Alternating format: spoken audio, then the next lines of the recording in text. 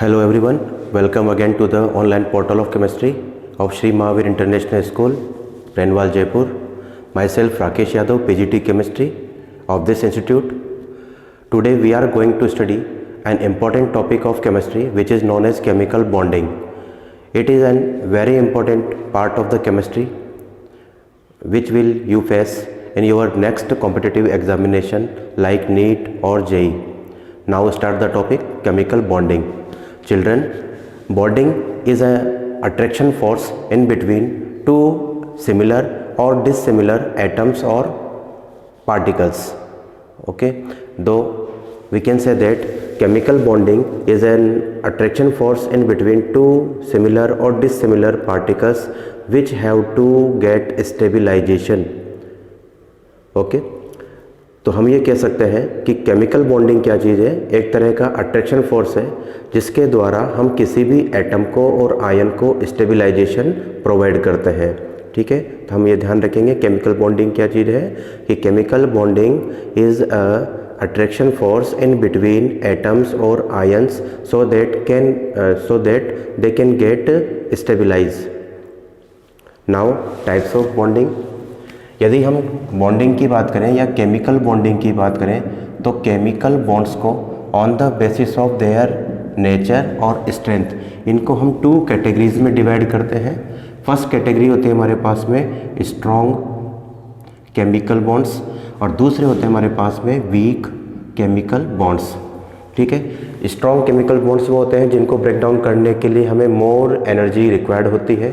ठीक है, तो वो हमारे होंगे strong chemical bonds. Strong chemical bonds के अंदर हम चार कैटेगरी या चार टाइप्स ऑफ बॉन्ड्स को यहाँ पर स्टडी करते हैं. ठीक, तो पहला जो हमारे पास कैटेगरी है उसको कहा जाता है ionic bond.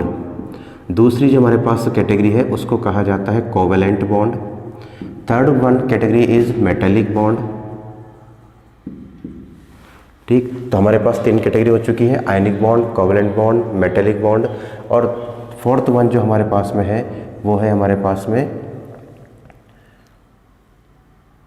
Coordinate bond. Okay, तो these four types of chemical bonds which are included in strong chemical bonds. Weak chemical bonds जो हैं इसके अंदर हम दो केमिकल बॉन्ड्स की बात करते हैं. फर्स्ट वन इज वांडर वाल, क्या हम कहते हैं कि हाइड्रोजन बॉन्ड, और जो सबसे वीकर है उसे कहा जाता है वांडर वाल बॉन्ड. ठीक है, तो हमारे पास इस प्रकार से केमिकल बॉन्डिंग जो है वो दो कैटेगरी में डिवाइड की हुई है.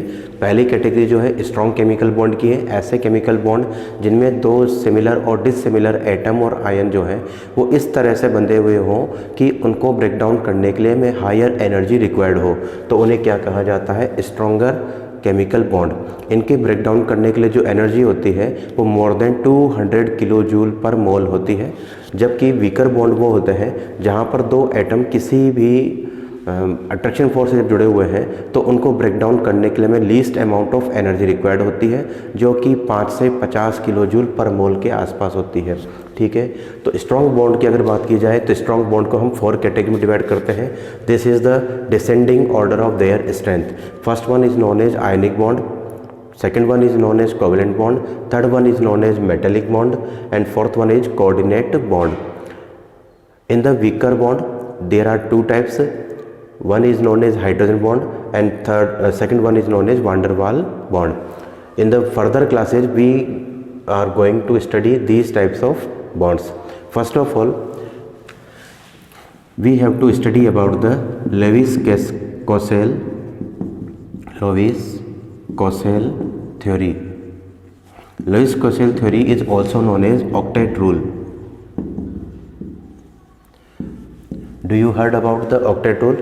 Octet rule is the rule which say that any atom or particle want to stabilize in itself. Okay, in this process it can donate electron, it can accept electron, or it can share the valence shell electrons. तो octet rule जो है वो किसने दिया था? Lewis क्वासेल ने दिया था। और वो ये कहता है कि कोई भी एटम और पार्टिकल एटमॉस्फेयर में या यूनिवर्स में स्टेबिलाइजेशन लेना चाहता है और स्टेबिलाइजेशन प्रोसेस के अंदर वो 3 काम कर सकता है। पहला काम होता है it can accept electron. Second one, अगर वो ऐसा नहीं कर रहा है तो वो डोनेट कर सकता है इलेक्ट्रॉन को। और थर्ड वन जो होता है वो इलेक्ट्रॉन की वहाँ पर शेयरिंग कर सकता है, तो शेयरिंग ऑफ इलेक्ट्रॉन। ठीक है, तो हम ये ध्यान रखेंगे कि ऑक्टेट रूल के अंदर हम लोग इस तरह की बात करेंगे जहाँ पर इलेक्ट्रॉन को लेने से, देने से या उनकी शेयरिंग से एटम और पार्टिकल जो है वो स्टेबिलाइजेशन को गेट करेगा। ठीक है, अगर हम बात करें यहाँ पर हाइड्रोजन के आउटर शेल में 1 इलेक्ट्रॉन हम लोग जानते हैं। इसी प्रकार से हीलियम जो है जो हमारे पास इनर्ट गैस कॉन्फ़िगरेशन रखता है, तो हम ध्यान रखेंगे helium, neon, argon, krypton, xenon जो है इनर्ट गैस कॉन्फ़िगरेशन रखने के कारण उनकी केमिकल रिएक्टिविटी काफ़ी कम होती है। तो हाइड्रोजन के आउटर शेल में कितने इलेक्ट्रॉन है हमारे पास? 1 है। लिथियम के लिए भी हम बात करेंगे तो इसके पास भी 1 इलेक्ट्रॉन है। बेरिलियम के लिए बात करेंगे तो बेरिलियम के पास 2 वैलेंस इलेक्ट्रॉन है।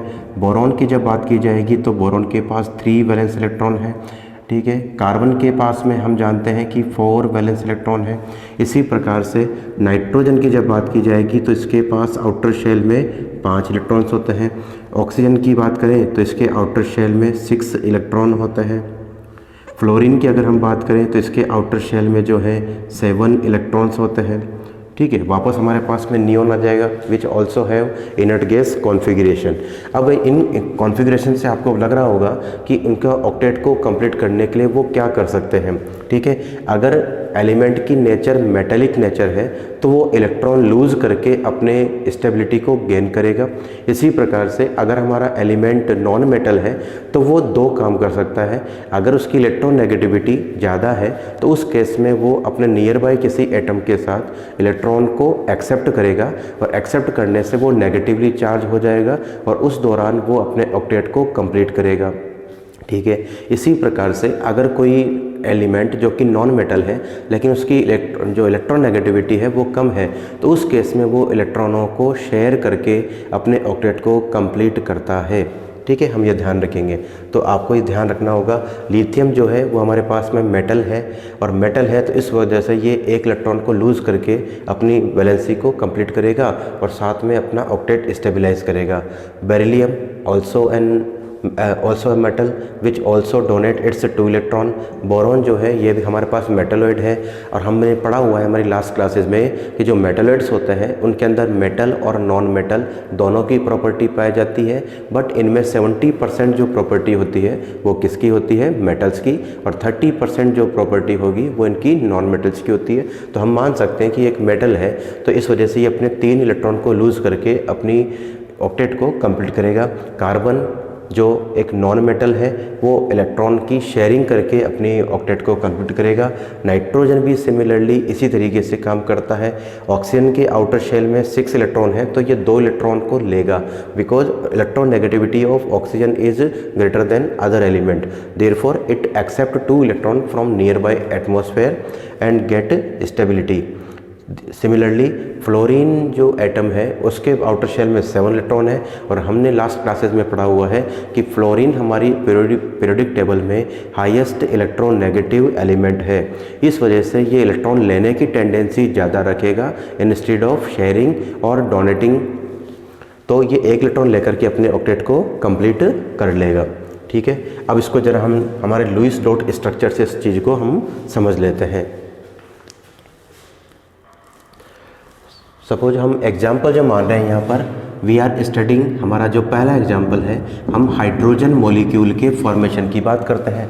हम ये जानते हैं कि हाइड्रोजन एलिमेंट के आउटर शेल में 1 इलेक्ट्रॉन है।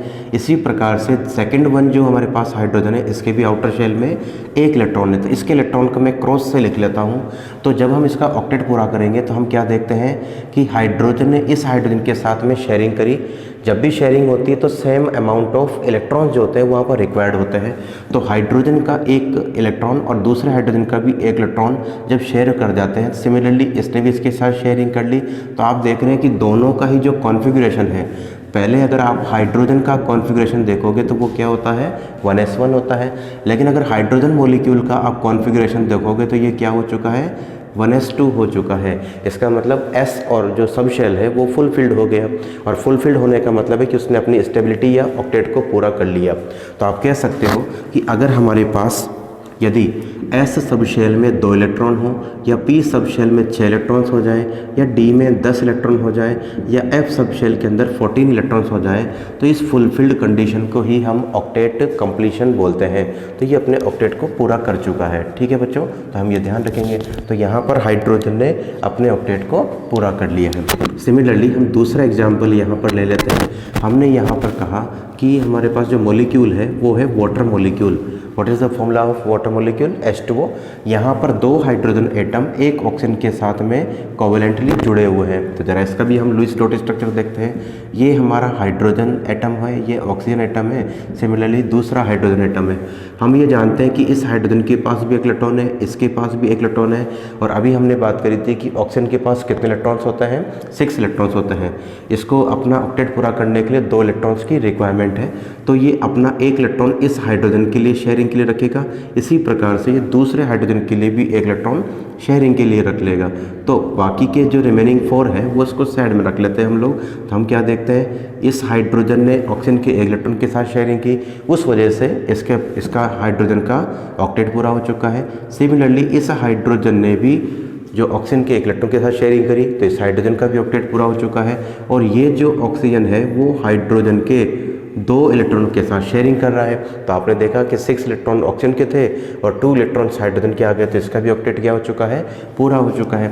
यदि मैं हाइड्रोजन का कॉन्फ़िगरेशन इस कंडीशन में लिखता हूँ तो ये हो जाएगा 1s2, और अगर मैं ऑक्सीजन का कॉन्फ़िगरेशन लिखता हूँ तो हम जानते हैं कि ये 1s2, 2s2 और 2p4 था, लेकिन अब ये क्या हो चुका है 2p6 हो चुका है because of sharing of electrons. ठीक है, तो इस प्रकार से तीसरा जो हमारे पास एग्जाम्पल है, हम यहाँ पर मेथेन मॉलिक्यूल के फॉर्मेशन की बात कर लेते हैं। कार्बन का यदि आप इलेक्ट्रॉनिक कॉन्फ़िगरेशन देखोगे तो ये होता है 1s2, 2s2, 2p2। तो आप देख रहे हैं कि इसके आउटर शेल में कितने इलेक्ट्रॉन्स हैं, 4 इलेक्ट्रॉन्स हैं, और इसको अपना ऑक्टेट पूरा करने के लिए कितने इलेक्ट्रॉन्स की रिक्वायरमेंट होगी, 4 इलेक्ट्रॉन्स की रिक्वायरमेंट होगी। हाइड्रोजन का जो इलेक्ट्रॉनिक कॉन्फ़िगरेशन है वो 1s1 है, इसको भी अपना ऑक्टेट पूरा करना है। हमारे पास हाइड्रोजन एटम कितने हैं, 4 हैं। तो ये 4 हाइड्रोजन एटम एक कार्बन एटम के साथ में इलेक्ट्रॉनों की शेयरिंग करने वाला है। जरा आप देखें यहाँ पे, तो हमने क्या लिख दिया, ये कार्बन है, ये first hydrogen, second hydrogen, third hydrogen, and this is 4th hydrogen. Hydrogen के पास कितने इलेक्ट्रॉन थे, 1। तो हमने इसके 1 इलेक्ट्रॉन इसके सामने रख दिए। अभी हमने थोड़ी देर पहले देखा था कि कार्बन के पास कितने वैलेंस इलेक्ट्रॉन थे, उसके पास थे 4। तो 1, 2, 3 एंड 4। अब हम इसकी शेयरिंग करा देते हैं। हाइड्रोजन की शेयरिंग ये हो गई, तो हाइड्रोजन की जब शेयरिंग हुई तो उसका ऑक्टेट पूरा होता हुआ दिख रहा होगा आपको। और कार्बन का जब आप देखते हो तो कार्बन के 4 इलेक्ट्रॉन हाइड्रोजन के 4 इलेक्ट्रॉन के साथ में शेयरिंग कर लेता है। तो इसके पास कितने इलेक्ट्रॉन्स हो चुके हैं, 8 इलेक्ट्रॉन्स जो हैं वो यहाँ पर हो चुके हैं। तो इसका भी ऑक्टेट क्या हो चुका है, कंप्लीट हो चुका है। ठीक है बच्चों, तो स्टेबिलिटी गेन कर ली। ये तो बात कर ली हमने नॉन मेटल्स की। यदि हमारे पास मेटल है तो एग्जाम्पल 4 भी आप समझे। अगर हमारे पास मान लीजिए कि सोडियम मेटल होता, हम जानते हैं इसका एटॉमिक नंबर कितना होता है, 11 होता है, और ये कॉन्फ़िगरेशन रखेगा 1s2, 2s2, 2p6 और 3s1। तो इसके आउटर शेल में कितने इलेक्ट्रॉन दिखाई दे रहे हैं, हमें 1 इलेक्ट्रॉन दिखाई दे रहा है। Due to its metallic nature, हम जानते हैं सोडियम एक मेटल है और हाईली इलेक्ट्रोपॉजिटिव मेटल है। तो हमने पढ़ा हुआ है लास्ट क्लासेस के अंदर, लास्ट टॉपिक में, कि मेटल जो होते हैं वो अपना ऑक्टेट पूरा करने के लिए इलेक्ट्रॉन को लूज करते हैं so that they can occupy their inert gas configuration. तो यदि आप इसके पहले देखोगे तो आपको क्या लग रहा है, यहाँ इनर्ट गैस कॉन्फ़िगरेशन है 6 + 2 8, तो यहाँ ऑक्टेट इसका पूरा हो जाता है। Therefore this sodium atom can lose its 1 electron. अगर ये 1 इलेक्ट्रॉन को लूज कर देता है तो हम क्या कह सकते हैं कि इसने कॉन्फ़िगरेशन गेन कर लिया ऑक्टेट का। तो ये क्या बना लेगा, Na+ आयन बना लेगा, फॉर्मेशन करेगा। और in this condition the configuration of sodium ion is 1s2, 2s2, 2p6। Now we can say that the octet of the sodium ion will complete. ठीक है, तो आपको ये चीज़ ध्यान रखनी होगी कि अगर मेटल अपनी स्टेबिलिटी को गेन करना चाहता है तो वो इलेक्ट्रॉन को लूज़ करेगा। जितने इलेक्ट्रॉन वो लूज़ करेगा उतना ही उसके ऊपर पॉजिटिव चार्ज क्रिएट हो जाएगा। सिमिलरली अगर नॉन मेटल है तो और इलेक्ट्रोनेगेटिविटी अगर उसकी हाई है तो वो इलेक्ट्रॉन को गेन करके, इलेक्ट्रॉन को ग्रहण करके अपने ऑक्टेट को फुलफिल करेगा। फॉर एग्जांपल हम यहाँ एक और एग्जांपल ले लेते हैं। हमारे पास जो एग्जांपल है वो एक नॉन मेटल का है। सपोज ये हम एग्जांपल 5 देख रहे हैं। यहाँ पर हम ऑक्सीजन की बात कर लेते हैं। The oxygen atom have atomic number 6। The configuration of oxygen कितना होता है 1s2 2s2 2p4। तो आप यहाँ देख रहे हैं कि इसका आउटर शेल कॉन्फ़िगरेशन में कितने इलेक्ट्रॉन आ रहे हैं 4 + 2 6 इलेक्ट्रॉन। और हम ये भी जानते हैं कि ऑक्सीजन क्या है, एक नॉन मेटल है। तो नॉन मेटल है इस वजह से इसकी इलेक्ट्रॉन नेगेटिविटी ज़्यादा है। तो ये क्या करेगा, 2 इलेक्ट्रॉन अगर गेन कर ले, if oxygen atom gain 2 electrons, तो अगर 2 इलेक्ट्रॉन में इसको दे देता हूँ then it will convert into O-2 ion. This ion is known as oxide ion. तो O-2 आयन को क्या कहा जाता है, ऑक्साइड आयन कहा जाता है। और इस ऑक्साइड आयन का जब कॉन्फ़िगरेशन लिखोगे आप तो ये क्या हो जाएगा 1s2 2s2 2p6। Now we can say that the octet of oxygen atom now completed। तो जो ऑक्सीजन एटम था उसने 2 इलेक्ट्रॉन को लेकर के अपने ऑक्टेट को क्या कर लिया है, पूरा कर लिया है। और इसने यहाँ पर जो आयन बनाया है उसको क्या कहा जाता है, ऑक्साइड आयन। ठीक है, तो इस प्रकार से आपने देखा कि हमारे डिफरेंट टाइप्स ऑफ जो एलिमेंट्स होते हैं वो उनकी नेचर के अकॉर्डिंग जो है या तो इलेक्ट्रॉन को गेन करते हैं या इलेक्ट्रॉन को लूज़ करते हैं, या in some certain condition they can share their valential electron. तो कुछ विशिष्ट कंडीशन के अंदर हम ये कह सकते हैं कि वो इलेक्ट्रॉनों को शेयर करके अपने ऑक्टेट को कंप्लीट करते हैं, अष्टक को वो पूरा कर लेते हैं। तो बच्चों आज आपने पढ़ लिया Lewis dot structure, types of chemical bonding, definitions of chemical bond. मैं दोबारा से आपको रिवाइज करा देता हूँ जो जो हमने पढ़ लिया। तो केमिकल बॉन्डिंग क्या चीज़ है, the attraction force in between atoms और ions so that they can stabilize this attraction is known as chemical bonding. तो केमिकल बॉन्डिंग या रासायनिक बंध किसे कहेंगे, ऐसा आकर्षण बल जो परमाणुओं को या आयनों को बांधे हुए रखता है, जिससे कि वो परमाणु या आयन जो है वो अपनी स्टेबिलिटी को मेंटेन करते हैं या स्टेबिलिटी को गेन कर लेते हैं। तो उस अट्रैक्शन को कहा जाता है रासायनिक बंध या केमिकल बॉन्डिंग। फिर हमने पढ़ा टाइप्स ऑफ केमिकल बॉन्ड। तो केमिकल बॉन्ड उनकी स्ट्रेंथ के बेस पर, उनकी एनर्जी वैल्यू के बेस पर, बॉन्ड स्ट्रेंथ के बेस पर हमने इनको 2 कैटेगरीज में डिवाइड किया हुआ है। One is known as strong chemical bond and another one is known as weak chemical bond. तो 2 कैटेगरी हो गई, प्रबल रासायनिक बंध और दुर्बल रासायनिक बंध।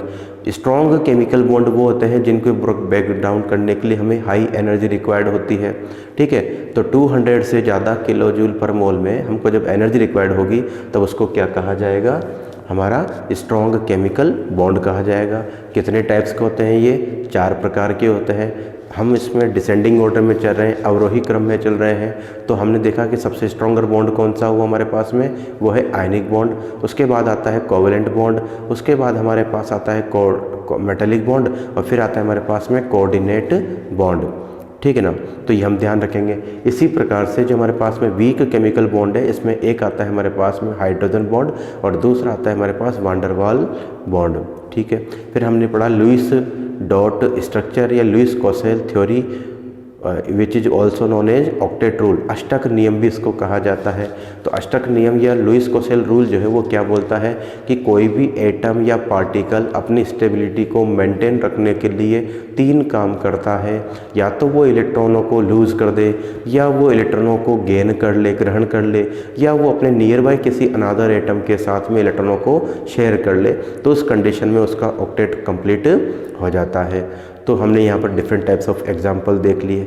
कल वाली क्लास के अंदर हम लोग इसको आगे कंटिन्यू करेंगे और फिर हम पढ़ेंगे यहाँ पर अब आयनिक बॉन्ड। तो आप इनकी प्रैक्टिस कर लीजिए जो जो मैंने आपको बताया। मिलते हैं।